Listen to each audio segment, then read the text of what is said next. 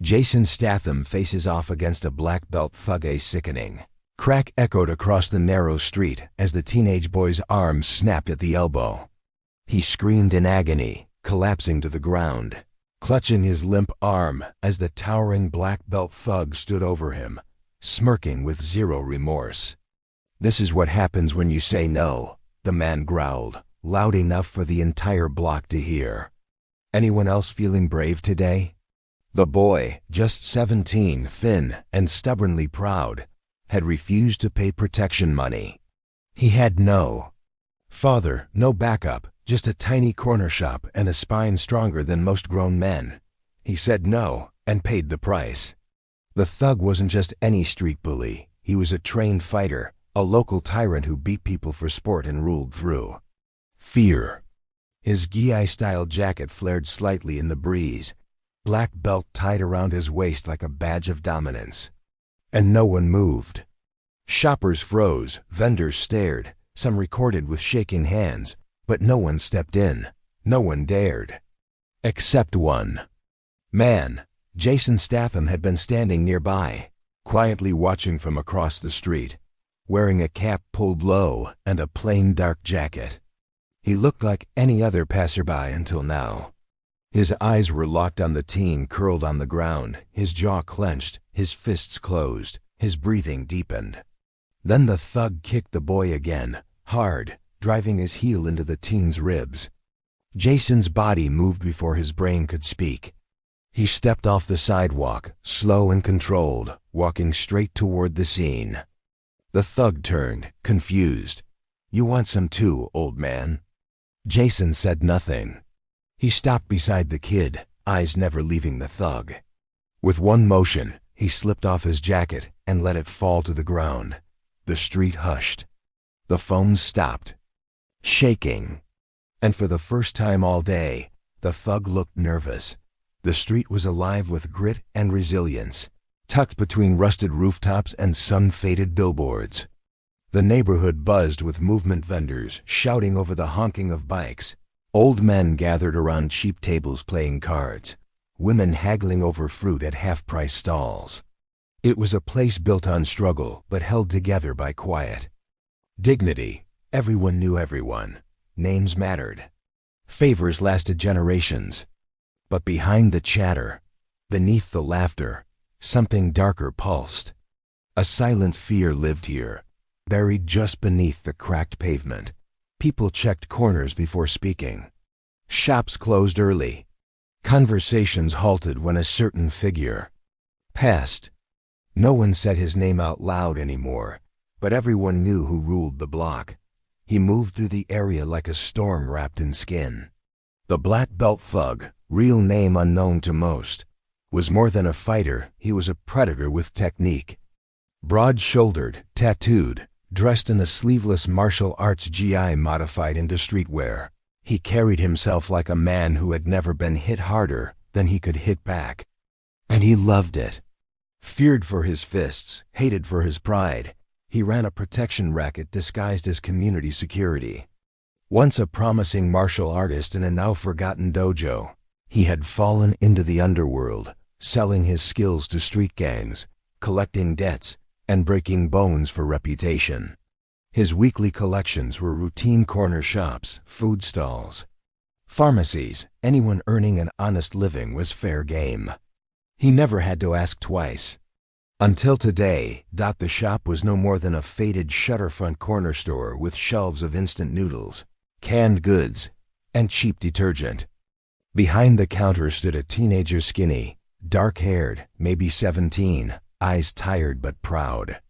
His name was Ian, orphaned 2 years ago after losing both parents in a truck accident.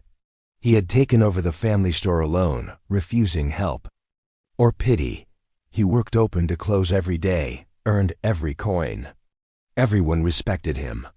He was the kind of boy you nodded to in the morning, trusted with your change, and wished had more luck. And today, luck had run out. He had refused to pay. Politely, calmly, but firmly. "My father never paid," he said, "and neither will I." Those words sealed his fate. From across the street, Jason Statham leaned against a cracked wall outside a repair shop.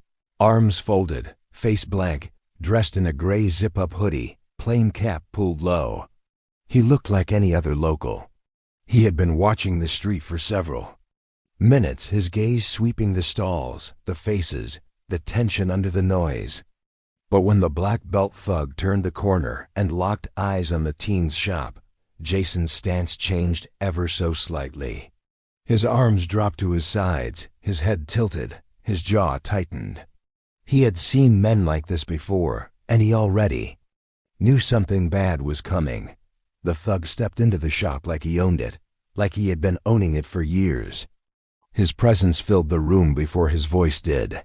He looked around with mock interest, tapping on the dusty counter, scanning the rows of canned food and cheap toiletries. Then he spoke, voice dripping with false charm. "Where's my cut, little man?" Ian stood behind the counter, face tense but steady. "I already told you last time my father never paid, and I'm not starting now." The thug chuckled, nodding like he understood, then leaned in close, his grin turning cold. "Yeah, your father was a proud man. Look where that got him 6 feet under with an empty bank account." Ian flinched but said nothing. The thug clicked his tongue and turned, his head toward the small plastic tip jar beside the register. "This all you've made today? That's sad, bro, real sad." He shook the jar once, coins rattling. "What you gonna do when someone smashes your window, huh? Who you gonna call? The cops?" Ian's voice came low but steady. "I'll deal with it myself." Wrong answer. The thug dropped the jar. Coins scattered across the floor. He took a slow step around the counter, now just inches from Ian. "You're either real brave or real stupid." Ian stood his ground, shoulders squared, but he was trembling slightly. "I'm not giving you anything. This shop's all I've got, and I won't let you take it." There was a pause, just long enough for hope to slip in. Then the thug's hand moved. A slap cracked across Ian's face, sharp and loud. The boy stumbled, crashing into the shelf behind him. Glass jars tumbled, one shattered. Before he could recover, the thug grabbed him by the collar and hurled him forward. Ian's body slammed onto the ground with a thud. He tried to get up, but the man dropped a knee straight onto his shoulder. The sound that followed was grotesque. Ian screamed as his arm bent the wrong way, elbow dislocated, bones shifting. He curled in on himself, face twisted in agony, gasping for breath. The thug stood, towering over him, unfazed. This is what happens when you forget your place.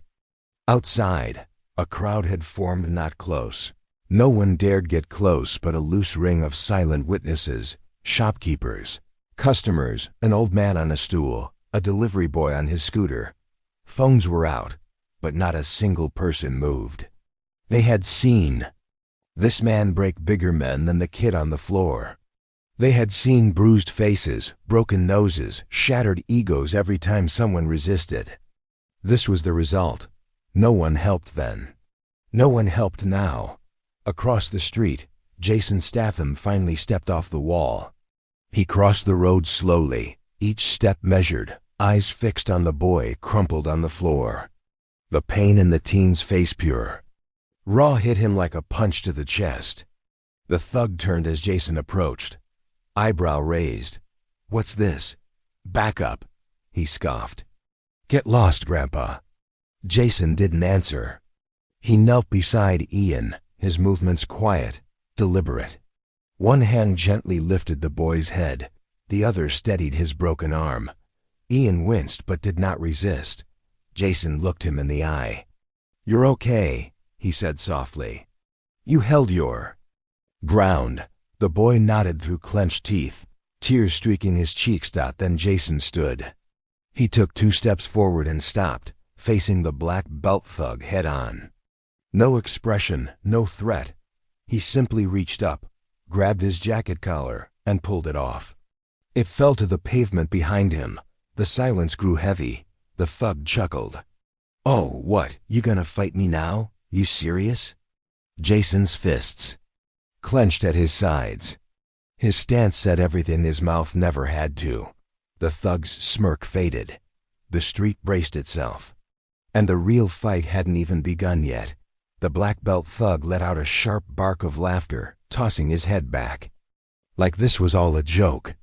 His shoulders rolled, arms loose at his sides as he took a step forward and sized Jason up.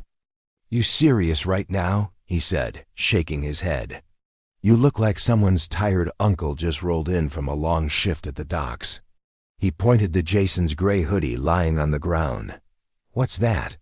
"You gonna fold that up neatly after I drop you, old man." The crowd chuckled nervously, unsure if they were watching a beatdown or the start of something else. The thug leaned in slightly, voice lowering to a taunting growl. "Look, I don't know what fantasy you're living in, but this is real life. And in real life, people like you get put in the ground for stepping in where you don't belong." Jason didn't blink. "Let me guess, you saw your little action movies, threw a couple kicks in the mirror, and thought you were invincible, huh?" The thug moved in closer, nose inches from Jason's face. "I'm a black belt, old man. I've broken real fighters. You're just another idiot looking to be famous in someone's viral video." Jason's eyes didn't move, and that silence, it was not hesitation, it was calculation. A few more seconds passed. The thug, unable to get a rise out of him, finally stepped back and spread his arms. "Well, what now?" Jason simply stared at him, expression carved from stone. Then, without a word, he planted his feet slightly wider, shoulders squared, spine straight. His arms relaxed by his sides, hands loose but charged with intent. The stance wasn't flashy, it wasn't theatrical, it was dangerous, deadly quiet, settled in the street. Jason didn't need to shout. He didn't need to posture. Every person watching could feel it. His body spoke the language of fighters, the real kind, not performers, not bullies, professionals. The thug's mocking grin twitched. Jason slowly rotated one wrist, then the other, loosening up like he was preparing for a warm-up, and still said nothing. Phones were out now, not just a few, dozens. Locals leaned out of second-story windows. Shopkeepers held their breath. Even the kids who had been hiding behind their parents stepped forward slightly, sensing something different in the air.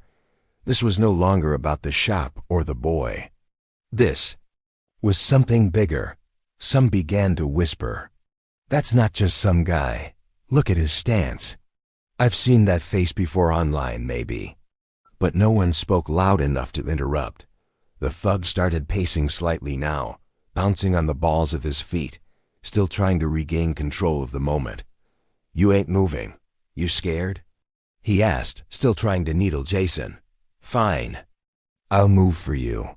He suddenly lunged forward without warning, closing the distance in a flash, launching a lightning-quick jab aimed straight for Jason's nose, a blur. But Jason moved not fast, efficient. He tilted his head just enough for the jab to miss, the punch grazing air where his face had been a second earlier.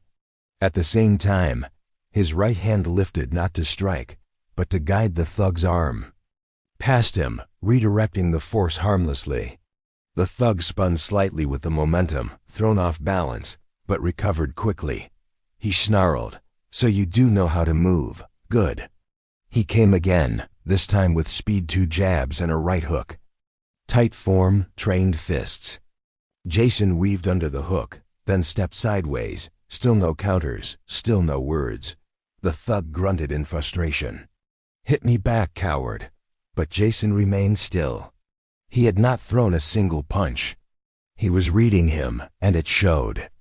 The black belt's breathing changed shorter, faster. That grin was gone now, replaced with irritation. His crowd was no longer amused. They were watching something unravel. He attacked again, harder this time, a sharp front kick aimed at Jason's ribs. Jason pivoted on his heel and caught the kick midder with his forearm, absorbing the impact without flinching. Then finally he struck. A single elbow, lightning fast, hit the thug in the chest like a battering ram, knocking him back 2 steps. It was not a wild swing, it was not loud, it was just real. And it was only the beginning. The moment Jason's elbow connected, the black belt thug staggered back, more from surprise than pain. His confidence cracked, but only for a breath. Then he roared, "You're dead." He charged, his fists coming fast, tight, disciplined, practiced. Years of dojo drills poured into his strikes as he let loose a brutal combination. Left jab, right cross, low kick, everything sharp, precise, and unrelenting. Jason deflected the first few, but the thug was fast, faster than expected. A sharp hook caught Jason on the side of his jaw. His head jerked back, blood tracing the corner of his lip. Before he could fully recover, a front kick slammed into his stomach, driving him 2 steps back toward a row of crates stacked against the storefront. The thug grinned and pressed the attack. A downward hammer fist forced Jason to block high, but the moment he did, a vicious knee slammed into his thigh. Jason grunted, his stance wobbled for half a second. The crowd gasped. "You're not built for this," the thug spat, circling like a wolf. "You came to play hero, but this isn't a movie." He darted in again, throwing a spinning back fist aimed at Jason's temple. Jason ducked. Too late, it clipped the side of his head. His vision blurred for a moment as he stumbled sideways, shoulder crashing into a lamppost. He braced himself, shook it off, and reset, but now the thug smelled blood. He unleashed a flurry jabs to the chest, a high kick toward the head, followed by a low sweep aiming to take Jason's legs out. Jason jumped back, but not far enough. The thug's shin clipped Jason's ankle, and for a split second, Jason dropped to one knee. The crowd murmured louder now. Jason looked up from the pavement, breathing heavy, face bruised. The thug cracked his neck and smirked. "Stay down, man, before you get embarrassed." Jason wiped the blood from his mouth, said nothing, and slowly stood up. His feet planted. Again, the thug's face hardened. He stepped forward once more, confident, his strikes coming faster now, each one heavier than the last. Jason blocked most, but not all. A right cross slammed into his cheek, another knee hit his ribs. His body jerked with the force. He was taking damage, barely keeping ground, but his eyes, they never looked away.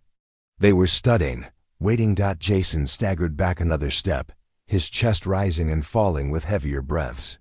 His ribs ached. Jaw sore, leg sore. The thug advanced again, throwing a tight hook, but this time Jason saw it coming. He leaned just enough for the punch to miss and returned fire-fast, compact, driving his knuckles into the thug's exposed side, right below the floating rib. A deep grunt burst out of the man as he winced, surprised at the precision. Jason did not give him time to recover. He stepped in too close for the thug's long strikes to land effectively. His elbow cracked against the man's shoulder, then again against his chest. He shifted weight, pivoted, and drove his palm up into the underside of the thug's chin. It snapped the man's head back, breaking his rhythm. Jason stayed on him. He grabbed the thug's jacket collar with one hand, used the other to drag him toward the nearby metal post. With a twist of his hips, he slammed the man's back against the steel frame. The thug growled and swung wildly. Jason ducked, used the missed punch's momentum, and shoved him headfirst into a stack of milk crates piled next to the shop. They toppled with a crash. The crowd roared louder now, some backing up, others pulling out their phones again. Black Belt scrambled to his feet, now dirty, breathing heavier, face twisted in frustration. Jason stepped forward, not fast, not aggressive, just relentless. The thug lunged again, throwing a kick, but Jason caught it midair. Before the man could counter, Jason swept his other leg out from under him. The black belt hit the pavement. Hard, back first, wind knocked from his lungs. Jason stood over him for a half second. They locked eyes. That was the first moment the thug's face showed something new: fear. He rolled to the side, scrambled to his feet, swung a pipe he had picked up from the debris, desperation now fueling his movement. Jason sidestepped, ducked under the swing, and drove a vicious knee into the thug's stomach, then grabbed the pipe mitter, twisted it from his hand, and tossed it away without looking. Jason's movements were tighter now, sharper every strike. Targeted, every block precise. He was not just hitting harder. He was thinking faster. The thug, once dominant, now looked slow, sloppy. And Jason, he was just getting started. The thug backed up 3 steps, sweat now dripping from his brow. His chest heaved with every breath, and the crowd that once watched in awe now murmured with uncertainty. He wiped his mouth, blood mixing with spit. "You think this proves something?" He barked, voice cracking. "You're just lucky." But his eyes told the truth. He was shaken. He lunged forward again, throwing a wild punch, then another, sloppy, heavy, uncoordinated. Jason slipped both with ease, barely needing to counter. The thug's movements had lost their structure. He was throwing everything, hoping something would land. Jason parried a lazy kick and immediately punished the opening. A stiff punch to the gut, followed by a snapping elbow to the shoulder. The thug winced and staggered sideways. He reached for balance on a nearby fruit cart, but slipped on a fallen apple, stumbling awkwardly. Laughter rippled through the crowd. He looked around, realizing the shift. The power he had once commanded, the fear was fading fast. People were watching. Differently now, with less fear and more hope. He panicked, grabbing a loose broom from a nearby alley. He swung it like a bat, screaming in frustration. Jason caught the wooden handle mid-swing and yanked it forward, forcing the thug off balance again. He crashed into a trash bin, rolled to his knees, and groaned. Jason stepped forward slowly. Unshaken, the thug pushed himself up, legs shaky. His punches came faster again, but Messier. One grazed Jason's jaw. The rest hit air. His footwork was gone, his control was gone. He was unraveling in real time, and he knew it. Jason ducked the final swing, grabbed the man's arm, twisted it at the elbow, and shoved him back toward the center of the street. No retaliation came this time, just heavy breathing and panic. The black belt was done pretending. The thug's chest heaved, sweat poured down his face. His black belt hung loose, barely holding together the mess he had become. Jason moved not fast, just certain. He closed the distance in 2 silent steps, then struck. His elbow came up like a piston, smashing directly into the thug's jaw with a thunderous crack. The man's head snapped sideways, spit and blood. Spraying from his mouth as his legs gave out beneath him, he dropped, barely catching himself on one knee. Jason grabbed him by the back of the shirt, no hesitation, no mercy. With one violent twist of the hips, Jason hurled the thug across the pavement. His body slammed sideways into a steel gate with a metallic clang, the echo rippling through the alleyway like a bell toll. The crowd gasped. The thug slumped, breathless, ribs cracked, arms limp. Jason approached slowly, step by step, like a shadow moving through dust. The thug lifted his head with effort, eyes dazed, lips split, blood dribbling from his chin. He tried to rise. Jason did not let him. He stepped in and with surgical precision delivered the final blow, a brutal roundhouse kick straight to the chest. It landed with a thud that seemed to shake the ground itself. The thug's body flew backward and hit the pavement hard, limbs spread, UNMOVING. Silence. Phone stopped recording. Mouths stopped whispering. There was no applause, only stunned awe.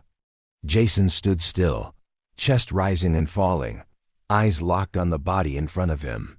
The black belt had been broken, and justice had been delivered. For a moment, the street stood still, not a breath, not a whisper. The black belt thug lay crumpled on the ground, motionless, his chest rising in shallow, broken rhythm. The steel gate behind him echoed from the impact, the sound still hanging in the air like smoke. People who had been frozen in fear now stared in disbelief. It was not just that someone had beaten him, it was how. With precision, with control, with power they had never seen before. Then the murmurs began. "Did you see that elbow?" He didn't even say a word. "Who is that guy?" A man lowered his phone, still recording. "That was the cleanest fight I've ever seen." But no one dared cheer, no one clapped. It was not that kind of moment. It was reverence. Jason stood still, eyes on the fallen man for a few more seconds. Then, without fanfare, he turned. The teen was still on the sidewalk, curled into himself, holding his broken arm with his good hand. His face was pale, twisted with pain, but his eyes stayed open, locked on the man who had stepped in when no one else did. Jason crouched beside him. "Let's get you out of here." A nearby driver, who had watched the entire fight from his parked rickshaw, jumped out and opened the passenger door.